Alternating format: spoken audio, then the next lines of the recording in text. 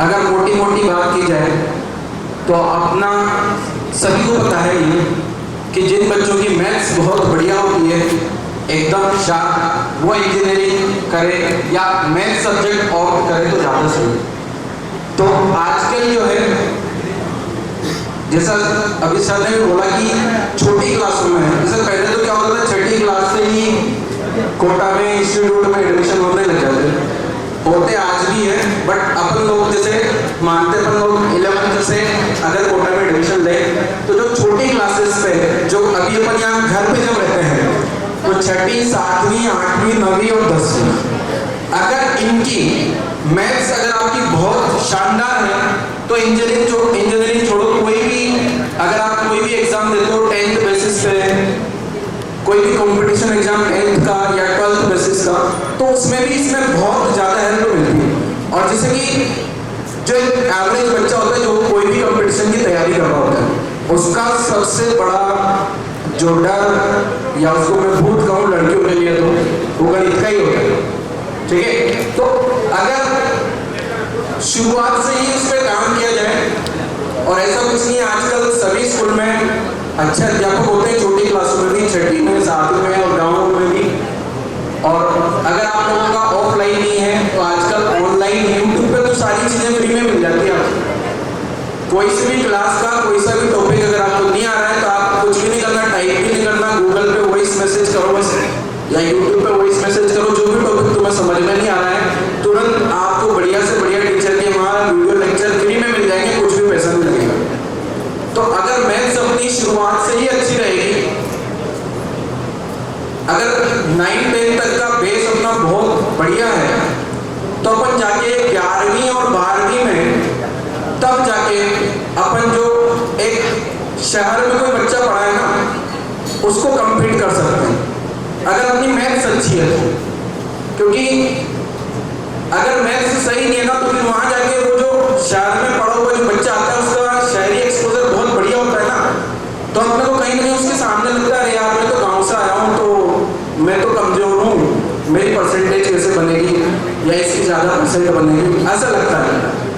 अगर आपकी मैथ्स अच्छी होगी तो आप एक ही चीज़ में उनको बीट कर सकते हो, और मैथ्स में उनको किताबी ज्ञान होगा, पर जो नॉर्मल व्यवहारिक ज्ञान या जो प्रायोगिक अपने नॉर्मल बोलचाल में, जैसे मैथ्स सभी जगह, मैथ तो गणित का तो सब जगह यूज है, परसेंटेज की कैलकुलेशन का, बस तुम उसको अप्लाई नहीं कर पाते, वो गांव के बच्चों का ज़्यादा अच्छा होता है। गणित की बात कर रहा हूँ मैं स्पेशली, जैसे अंग्रेजी में अपन भले ही थोड़े कमजोर रहते हैं उनके कंपेरिजन में, पर गणित जो है, गणित में अंग्रेजी और हिंदी का कोई बैरियर नहीं है, सभी बच्चों के लिए समान होता है। तो आप शुरुआत से ही गणित विषय पे अच्छा से फोकस करें। और अब मैं अपना जो मेन सब्जेक्ट जो इंजीनियरिंग है उसके बारे में थोड़ा सा बताता हूँ कि इंजीनियरिंग के लिए क्या है कि 11th और 12th से आप लोग दो ऑप्शन होते हैं, या तो नॉर्मल बोर्ड की प्रिपरेशन कर सकते हैं, वहाँ पे भी अपनी मैथ्स और अपने जो कोर सब्जेक्ट है जैसे फिजिक्स, केमिस्ट्री और मैथ्स, उसको अगर स्ट्रॉन्ग कर लोगे तो आपका जो जेईई का कंपटीशन होता है उसमें काम होता है अच्छा खासा। और अगर अपन कहीं से कोचिंग करते हैं, जैसे जो बड़े बड़े इंस्टीट्यूट होते हैं, कोई भी इंस्टीट्यूट से, तो वहाँ से अगर करें तो अपना जो 2 साल का शेड्यूलिंग है उसको एकदम प्रॉपर मेंटेन रखना होता है। अगर ये जो जेईई और नीट की जो परीक्षा होती है 2 साल में, क्योंकि इनकी 2 साल तक जो लगातार सतत परीक्षा होती है, हर 15 दिन में हम बच्चों का एग्जाम लेते हैं, हर 15 दिन में एग्जाम होता है, फिर रिजल्ट आता है, फिर नंबर नहीं आया, फिर बच्चा होपलेस होगा, फिर एक पेपर आसान बना दिया, उसके नंबर आ गया, फिर बच्चों को लगता है मुझे सही चल रहा है। तो ये इस तरह से जो लगातार 2 साल का जो कंटिन्यूटी है, लगातार मेहनत है, वो बहुत बड़ा, उस कंटिन्यूटी का बहुत बड़ा रोल होता है, और उसमें कहीं भी हारना नहीं है, क्योंकि इसमें बड़ा नेगेटिव मार्किंग होती है। जो बच्चा 10वीं के बाद पहली बार नेगेटिव मार्किंग के साथ डील कर रहा होता है क्वेश्चंस में, तो उसको एकदम जैसे नेगेटिव में नंबर आ जाए या फिर 0 भी आ जाए तो भी कोई दिक्कत नहीं है। शुरुआत में उसको लगातार बस अपना काम करते रहना है, अपना जो पढ़ाई है उसको ईमानदारी से करते रहना है। फिर जब वो 12th में आएगा तो जब 12th बोर्ड के साथ में उसको अगर इंजीनियरिंग की बात करूँ मैं फोकस की, तो उस पर जेई मेंस का एग्जाम देना होता है। जेई मेंस का एग्जाम साल में 2 बार होता है। एक तो बोर्ड के एग्जाम से जस्ट पहले होता है 12वीं बोर्ड के, और एक 12वीं बोर्ड के जस्ट बाद में होता है जेई मेंस का एग्जाम। अगर दोनों ही एग्जाम की बात कर ली जाए तो टोटल जो स्टूडेंट्स होते हैं, मतलब कुछ बच्चे पहला देते हैं, कुछ बच्चे दूसरा देते हैं, कुछ दोनों ही देते हैं, तो मोटा मोटा 15 लाख बच्चे जो हैं जेई का इंजीनियरिंग वाला जो है एग्जाम देते हैं। अब ये नहीं कि इंजीनियरिंग वाला एग्जाम दे लिया तो वही सब कुछ हो गया। उसमें से जो है शुरुआत वाले 15 लाख में से 2.5 लाख बच्चे ऐसे होते हैं जो जेई मेंस एग्जाम में क्वालिफाइड कर लेते हैं। अब वो जो 2.5 लाख बच्चे हैं, ऐसा नहीं कि सारे के सारे 2.5 लाख जो बच्चे हैं इनको कुछ कॉलेज मिल जाएगा या ऐसा।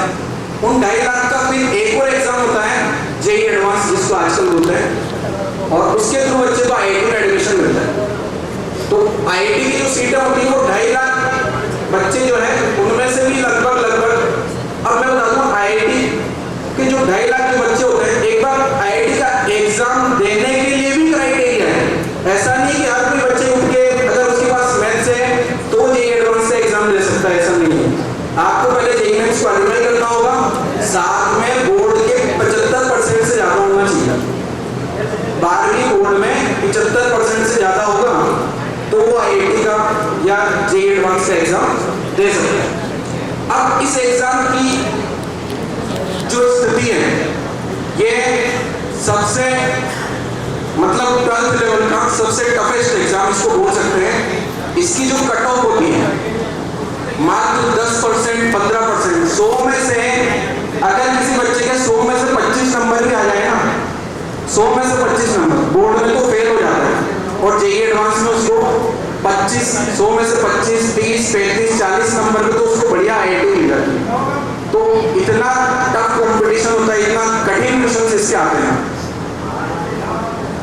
तो यही है कि इसके लिए जो है लगातार 2 साल की मेहनत होती है। 2 साल अगर लगातार मेहनत करते हैं तो जरूर अपने को नहीं जेई एडवांस क्लियर होता है। जैसे मान लो जेई एडवांस आईआईटी नहीं पहुंच पाते तो जेई मेंस के बेसिस पे भी फिर अपने को एनआईटी या रीजनल कॉलेजेस जो होते हैं, स्टेट के गवर्नमेंट कॉलेजेस या प्राइवेट कॉलेजेस, वहां पे अपने को एडमिशन मिल सकता है। इनका जो इंजीनियरिंग का है, जिससे वैसे अगर देखा जाए तो इंजीनियरिंग में भी बहुत सारी अलग अलग ब्रांचेस होती है। कॉलेज में जाने के बाद वहाँ उन सब में, जैसे कॉलेज में अगर आप लेते हैं एडमिशन, तो अगर आपका बहुत बढ़िया कॉलेज में एडमिशन हो जाता है तो बैंक आपको तुरंत ही फाइनेंस कर देता है एजुकेशन लोन। अगर आपका कोई बढ़िया आईआईटी में एडमिशन हो गया, बढ़िया एनआईटी में एडमिशन हो गया, तो आपको बैंक तुरंत लोन फाइनेंस कर देगा कि हाँ, उसको विश्वास है कि ये बच्चा आगे जाके कमा के मेरे पैसे ब्याज समेत वापस लौटा देगा। इतना विश्वास बैंक वालों को पहले ही हो जाता है उस एग्जाम के बेसिस से। और विभिन्न डिफरेंट टाइप की कॉलेज में स्कॉलरशिप्स भी मिलती है, अलग अलग क्राइटेरिया होते हैं सबके। तो अगर कोई बच्चा इनसे संबंधित कोई भी जानकारी जिसको जाननी हो इंजीनियरिंग से रिलेटेड, तो वो मेरे से कनेक्ट कर सकता है डायरेक्टली। संदीप नागर नाम मेरा, और नंबर जो है आपको व्हाट्सएप ग्रुप पे या इधर उधर से कहीं से मिल जाएगी। ठीक है, धन्यवाद, thank you sir. Thanks Sandeep. Please एक मिनट सर। रामकिशन जी, बहुत अच्छी बात संदीप ने बताई। डॉक्टर साहब डॉक्टर बनने के लिए हमारे डीसी सर ने, और संदीप जी ने जो बेसिक चीजें आपको दी उसके लिए अपने हाथ खोल लो दोनों।